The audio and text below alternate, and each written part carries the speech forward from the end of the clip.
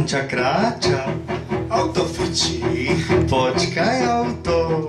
Anča kričí, Ale šofér zježil fús, tam ti ide autobus.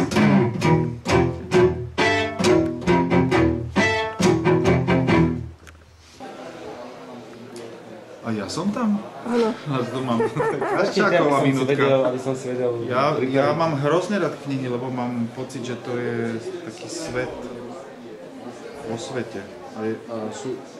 Ja mám pocit, že to ma tak ako nejak prečisťuje vnútorne a zároveň obohacuje. Neviem, tak to je akože také klišézne vyjadrenie, ale ja to tak naozaj prežívam.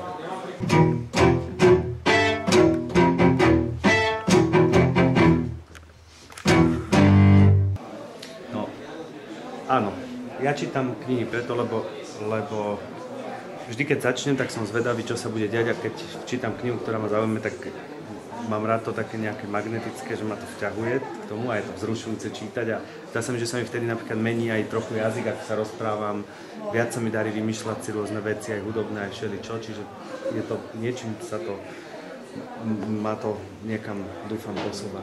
A je to spríjemnenie života veľké, rozvíja to pekne fantáziu. Veľmi veľa čítam ešte teraz rozprávkové knižky Vinckovi, svojmu synovi, niektoré sú úplne úžasné, nádherné, pekné a tam je vidieť aj napríklad, čo to robí s dieťaťom, že ako si fantáziu buduje pekne, čiže asi preto. Je to vzrušujúce čítať.